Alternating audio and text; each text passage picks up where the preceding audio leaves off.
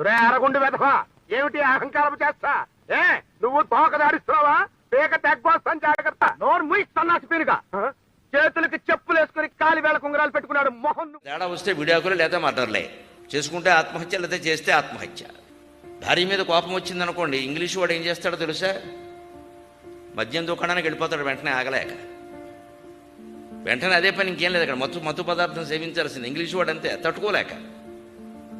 అదే ఫ్రెంచ్ వాడైతే అక్కడ రకరకాల వ్యవహారాలు ఉంటాయి. ప్రియురాల దగ్గరికి పెడతాట ఈ కోపం అక్కడ చల్లార్చుకోవడానికి. అమెరికా వాడు లాయర్ దగ్గరికి వెళ్ళిపోతాడు, డైవర్స్. ఆస్ట్రేలియా వాడు క్రికెట్ మ్యాచ్కి వెళ్ళిపోతాడ. జర్మనీ వాడు యుద్ధానికి వెళ్ళిపోతాడ. జపాన్ వాడు ఆత్మహత్య చేసుకుంటాట. ఒక్క భారతీయుడు ఒక్కడే అనంతమైన ఆత్మను దర్శించడానికి సముద్ర తీరానికి వెడతాట. విశాఖపట్నం సముద్రం దగ్గరికి వెళ్ళిపోయి 4 గులకరాలు అందులో వేస్తూ కూర్చుంటాడు.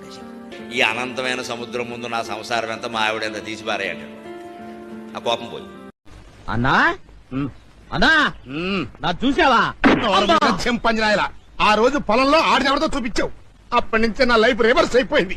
దానికి ఎక్కువ చేస్తుంటే మళ్ళీ నీ చూడాలా? నెత్తి నిండా జుట్టు ఉన్నవాడిని చూసి నేను కుళ్ళిపోతాను. మీకేం తెలుసు? నాకు లేదు, జుట్టు లేదు, బట్టతల అయిపోయింది, 10 ఏళ్ల క్రితం పోయింది, ఉంటే బాగుండు అనుకుంటానండి. ఎవరికి లేని దాని గురించి వాడు ఏడుస్తాడండి. మీకేం తెలుసు? నాకు ఉంది బాధ.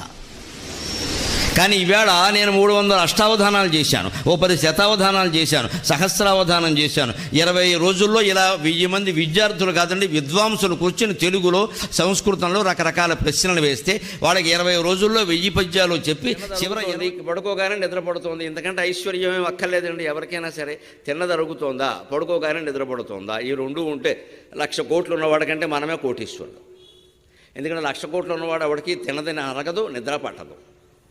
ధృతరాష్ట్రుడిలాగే ఉంటాడు వాడు, విదురుల్లా ఉండలేడు. ఇదే మనం అలవాటు చేసుకోవాలి, ఆ తృప్తిని అలవాటు చేసుకోవాలి. చిన్న తేడా వస్తే విడాకులు లేదా మర్డర్లే. చేసుకుంటే ఆత్మహత్య, లేదా చేస్తే ఆత్మహత్య. భార్య మీద కోపం వచ్చిందనుకోండి, ఇంగ్లీష్ వాడు ఏం చేస్తాడో తెలుసా? మద్యం దుకాణానికి వెళ్ళిపోతాడు వెంటనే ఆగలేక. వెంటనే అదే పని, ఇంకేం లేదు అక్కడ. మత్తు పదార్థం సేవించాల్సింది. ఇంగ్లీష్ వాడు అంతే, తట్టుకోలేక. అదే ఫ్రెంచ్ వాడైతే అక్కడ రకరకాల వ్యవహారాలు ఉంటాయి. ప్రియురాల దగ్గరికి పెడతాట ఈ కోపం అక్కడ చల్లార్చుకోవడానికి.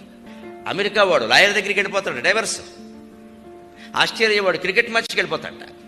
జర్మనీ వాడు యుద్ధానికి వెళ్ళిపోతాడ. జపాన్ వాడు ఆత్మహత్య చేసుకుంటాట. ఒక్క భారతీయుడు ఒక్కడే అనంతమైన ఆత్మను దర్శించడానికి సముద్ర తీరానికి వెడతాట. విశాఖపట్నం సముద్రం దగ్గరికి వెళ్ళిపోయి 4 గులకరాలు అందులో వేస్తూ కూర్చుంటాడు.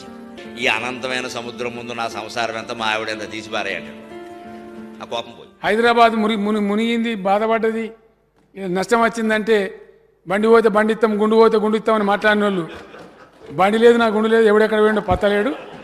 ఏకాన కొత్తలు రాలే, ఏకాన కొత్తలు చివరికి మేమే చేసినాం అధ్యక్ష.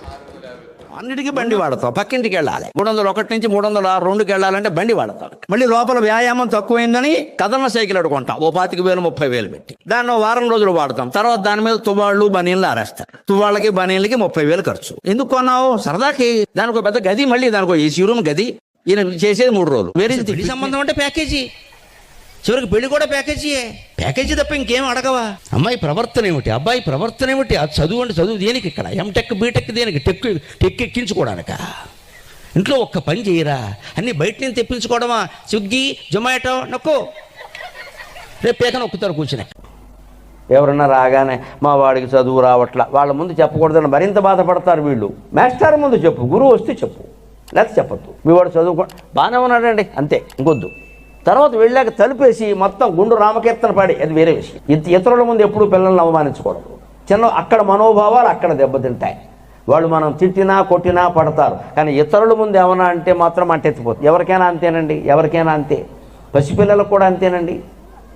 ఇంట్లో మహానుభావుడు ఉంటాడు, పిల్లల కోసం, మనవాళ్ళ కోసం, 4వ తరం కోసం, 5వ తరం కోసం కూడా సంపాదించేస్తాడు. వీడు చచ్చిపోతాడు రేపుతాడు. వాస్తవంగా జరిగింది. మా దూర బంధువు ఎవరో పోతే వాళ్ళ అబ్బాయిని పరామర్శించడానికి వెళ్ళాను. పోయిన వాడికి 92 ఏళ్ళు. పోకేమవుతాడు? ఏదో పలకరించడానికి వెళ్ళాం. వీడికి 70 ఉన్నాయి. వీడు తక్కువ వాడు కాదు. పలకరిస్తూ ఉంటే అప్పటి వాడికి మునిమానవరాలు పుట్టింది. ఆ అమ్మాయి వీడి కాళ్ళ దగ్గర ఆడుకుంటాం. ఏమయ్యాలా, నాన్నగారు పోయారట కదా. అవునయ్యా అన్నాడు. ఆ విషయం మీద దానికి ఏమి చింత ఏం లేదు, ఊరిగా నేను వెళ్ళానంతే అనవసరంగా అని చెప్తే ఆయన వ్యాపారం చేస్తూ ఉంటాడు. అందుకని వ్యాపారం బాగుందా, ఏదో వ్యాపారం బాగుందా, ఏదో అడగాలి కదా. ఆరోగ్యం బాగుందా అనడానికి ఏం లేదు, అన్ని వ్యాధులు ఉన్నాయి వాడికి. తెలుస్తూనే ఉంది. అందుకని వ్యాపారం బాగుందా అన్న, ఇంకా దీనికోసం సంపాదించాలయ్యా అని అన్నాను. మునిమానవరాల కోసం సంపాదిస్తాడా? అయ్యి బాబోయ్, ఎంత అజ్ఞానంలో ఉన్నారు జనం అనుకున్నా. చివరికి ఏమిటంటే నేను పలక నుంచి వచ్చేసాను, అంతా అయిపోయింది. విచిత్రం అంటే 10 రోజుల్లో నాకు కబురు వచ్చింది, వీడు పోయాడు. నమశివాయ. ఇప్పుడు మునిమానవరాల కోసం ఎవడు సంపాదిస్తాడు? ఇవి భగవంతుడికి కావాలా? పైగా 100 రోగాలు ఒంట్లో ఉన్నాయి కదా, ఎప్పుడు పోతామో తెలియదు కదా, భగవన్నామస్మరణ చేసుకుందామని లేదా? ఎవరన్నా రాగానే మా వాడికి చదువు రావట్లా, వాళ్ళ ముందు చెప్పకూడదని మరింత బాధపడతారు వీళ్ళు. మాస్టర్ ముందు చెప్పు, గురువు వస్తే చెప్పు, లేకపోతే చెప్పొద్దు. మీ వాడు చదువుకో బాగానే ఉన్నాడండి అంతే, ఇంకొద్దు. తర్వాత వెళ్ళాక తలుపేసి మొత్తం గుండు రామకీర్తన పాడి, అది వేరే విషయం. ఇతరుల ముందు ఎప్పుడు పిల్లల్ని అవమానించకూడదు.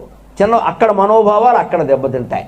వాళ్ళు మనం తిట్టినా కొట్టినా పడతారు, కానీ ఇతరుల ముందు ఏమన్నా అంటే మాత్రం అంటెత్తిపోతుంది. ఎవరికైనా అంతేనండి, ఎవరికైనా అంతే. పసిపిల్లలకు కూడా అంతేనండి. ఇంట్లో ఒక పిల్ల